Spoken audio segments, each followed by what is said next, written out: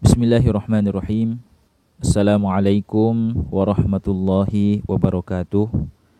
Alhamdulillah wassalatu wassalamu ala Rasulillah Sayyidina Muhammadin wa ala alihi wa ashabihi wa man tabi'ahum bi ihsanin ila yaumiddin, amma ba'd. Sahabat beriman dan kepada seluruh pemirsa sahabat Quran Online dimanapun Anda berada, ya, semoga kita semua senantiasa dalam lindungan Allah Subhanahu wa taala, ya, dan dijadikan orang yang senantiasa beruntung di dunia maupun di akhirat. Amin, Allahumma amin.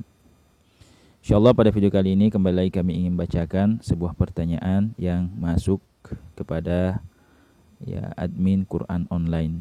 Ya, video ini, ya, pertanyaan ini masuk di kolom komentar salah satu video kami yang ada di channel ini, ya, yang membahas tentang hanya 5 bacaan yang wajib dalam sholat, ya, atau yang biasa kita kenal dengan istilah rukun qauli, ya, rukun sholat yang berupa ucapan atau, ya, bacaan. Ya, di dalam video ini nanti teman-teman bisa lihat, ya, itu kami sudah membahas bahwa ketika kita sholat, bacaan yang harus kita baca, ya, atau bacaan yang merupakan rukun sholat yang harus kita baca agar sholat kita sah, yaitu hanya ada 5. Yang pertama, ya, mengucapkan takbiratul ihram, ya, Allahu Akbar.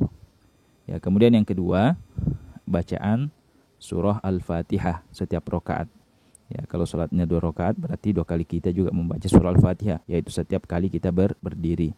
Kalau salatnya 3 rakaat berarti 3 kali juga. Kalau 4 rakaat berarti 4 kali juga kita membaca surah Al-Fatihah, yaitu setiap kali kita berdiri dalam setiap rakaatnya. Ya, itu yang kedua. Kemudian yang harus diucapkan yang ketiga adalah, ya, bacaan tahiyat akhir. Ya, tahiyat akhir itu harus diucapkan. Mulai daripada at-tahiyyatul mubarakatus salawatut thayyibatu lillah. Assalamu alayka ayyuhan nabiy wa rahmatullahi wabarakatuh. Assalamu alayna wa ala ibadillahis shalihin. Asyhadu an la ilaha illallah wa asyhadu anna Muhammadar Rasulullah. Ya, sampai di situ harus, ya, kita baca. Itu tahiyat akhir. Adapun tahiyat awal itu kan sunnah. Kemudian yang keempat yang harus kita baca atau yang harus kita ucapkan adalah sholawat kepada Nabi setelah tahiyat akhir. Ya, setelah kita tadi asyhadu an la ilaha illallah asyhadu anna Muhammadar Rasulullah, tahiyat akhir, kita bersolawat 1 kali kepada Rasulullah. Allahumma sholli ala Muhammad atau Allahumma sholli ala Sayyidina Muhammad. Ya, kemudian yang kelima, ya, yang harus diucapkan adalah salam yang pertama. Ya, itu kan kita ketika mengakhiri sholat itu kan kita salam 2 kali. Ya, salam pertama, salam kedua. Ya, salam pertama kita disunnahkan menoleh ke kanan. Ya, salam yang kedua kita disunnahkan menoleh ke kiri. Nah, salam yang pertama itu harus diucapkan. Ya, adapun salam yang kedua itu ketika diucapkan hanya merupakan sunnah sholat. Ya, yang harus diucapkan adalah salam yang pertama.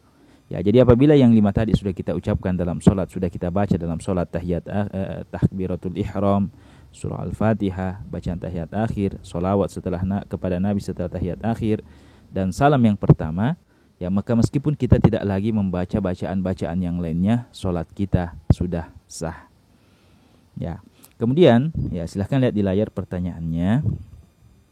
Ya, sehingga ada yang bertanya, maaf Tad, saya mau bertanya, kalau nggak baca niat sholat nggak apa-apakah Ustadz? Ya, karena mungkin dia lihat tadi di dalam 5 bacaan yang harus dibaca itu, ya, di situ tidak disebutkan niat. Ya, sehingga yang ditanyakan, ya, ketika tidak membaca niat, apakah nggak apa-apa? Ya, ini juga ada pertanyaan yang kedua, juga masuk di kolom komentar video yang sama, hampir sama pertanyaannya. Ya, jadi niat sholat itu nggak perlu ya?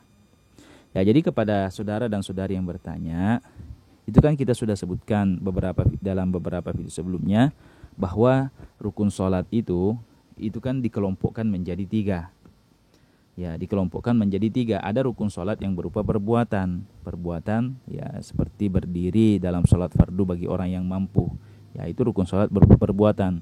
Ya, ruku', ya, itu rukun sholat berupa perbuatan. I'tidal misalnya, ya, bangkit, i'tidal itu termasuk rukun sholat yang berupa perbuatan.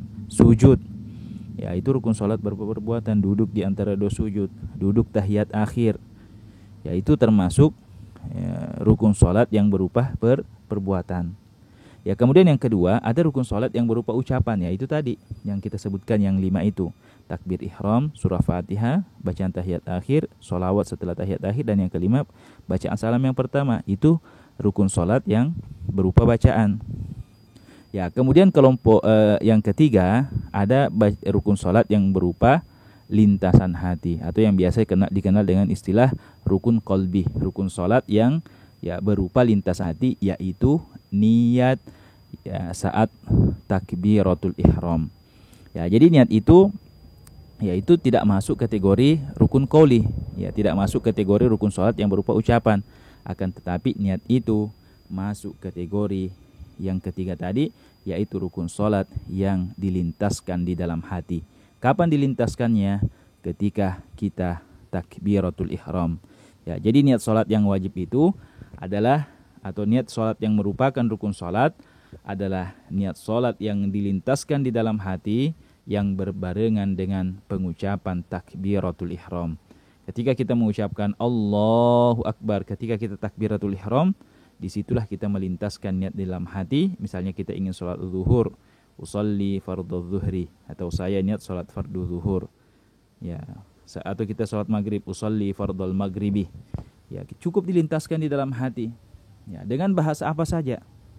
Ya, lintasan itu yang penting kalau sholat fardu yang dihadirkan itu hanya ada 3. Yang pertama al-qasdu, ya niat menyengaja akan sholat. Kalau lafaznya itu usalli.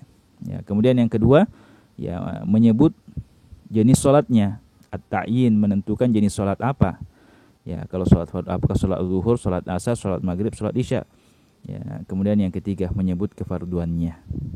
Ya, usalli fardhu zuhri, ya itu sudah cukup. Ya, saya niat sholat fardu zuhur.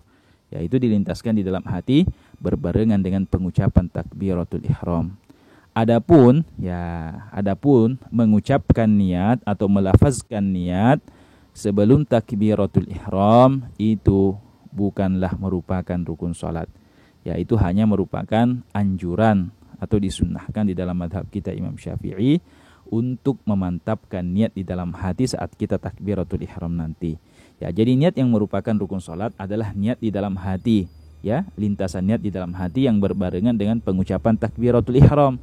Adapun ya kalau orang tidak niat di dalam hati saat takbiratul ihram, salatnya tidak sah.